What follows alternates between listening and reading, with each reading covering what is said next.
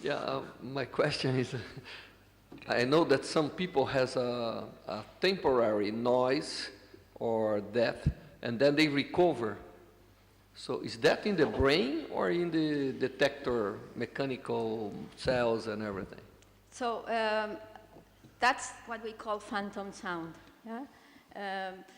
And usually this phantom sound, which is known as tinnitus, we think it starts in the inner ear, and the main cause is when you're exposed to a loud sound. Like you go to a rocket concert, and then when you get out of the concert, you have this ringing in the ears.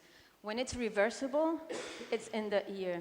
But if that does not reverse, since what it produces is damage to the hair cells and deafferentation, eventually it becomes a plasticity problem of the central nervous system, and once that is established, the problem is in the brain. It's a plastic problem, changes in plasticity in the brain, and that's when it cannot be recovered.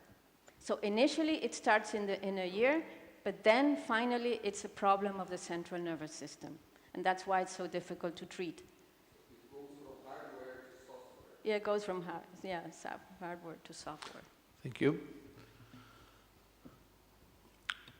Eddie. I had heard that mice that are used in the lab come from fancy mice that were kept in Japan and other places, and that many of them are deaf. So how do you get mice that hear, and what happened in the mice that got deaf by just culturing them? What genes were lost?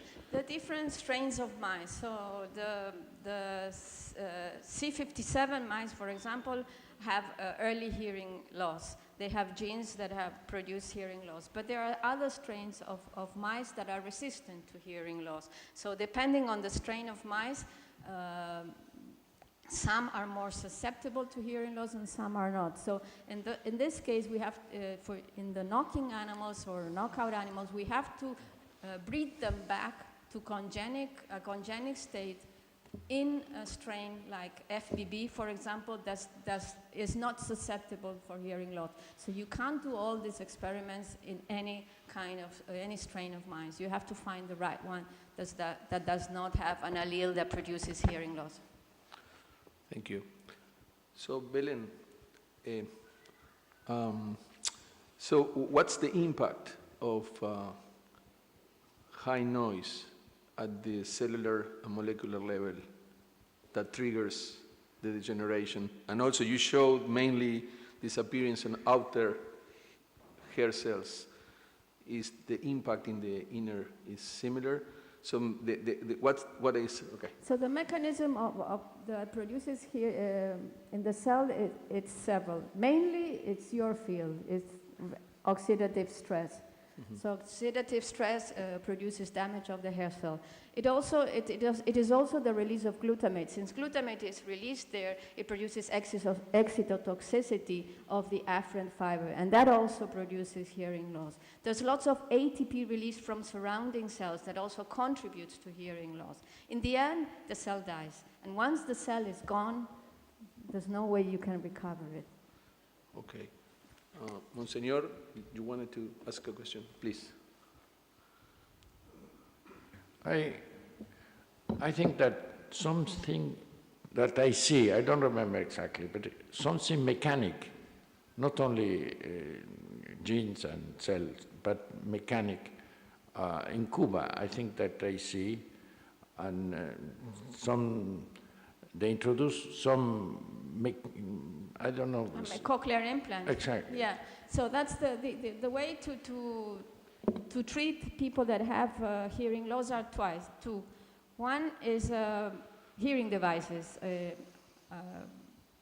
whatever hearing devices you can use. Now, in some cases, what they do, especially nowadays in young children, that you can screen for auditory defects as soon as the baby is born. Actually, there's a universal screen to see if the child is born deaf or not, because 1 in 1,000 children are born deaf. And if they're born deaf, they can put a cochlear implant, which is a mechanical device, which bypasses the hair cell, and directly the electrode of the implant activates the auditory fiber, so you can put this in the children, and those children that get this very early in development, they can go to normal schools and they can have normal education. Thank you. Gabriel? Belén, a very nice talk. I read that some of the, or proportion of hearing loss is related to T-cell mediated autoimmune diseases. Do you know which are the target cells and the target molecules, the autoantigens that are involved, and which is the proportion of people that have autoimmune disease? The proportion is not that high, but there are autoimmune disease, autoantibodies that produce the hearing loss, but it's not that high. So the main cause is trauma. I mean, and the best way to prevent is not to be exposed to loud noise. So, that's short question, Patricia? There is a hearing loss related to mitochondrial dysfunction. And in that case, it's also the cells die, it's just the same cells, so what is it? Yeah, there are several mitochondrial genes that are involved in hearing loss, and people that have mutations in those genes are highly susceptible to lose their hearing loss when they're treated with antibiotics, like aminoglycoside antibiotics. If you have one mutation in a mitochondrial gene, you cannot get antibiotics, because if you do get antibiotics, you will get deaf immediately, and those produce also damage of the hair cell and loss of hair cells. So with this, we thank you very much for this wonderful presentation.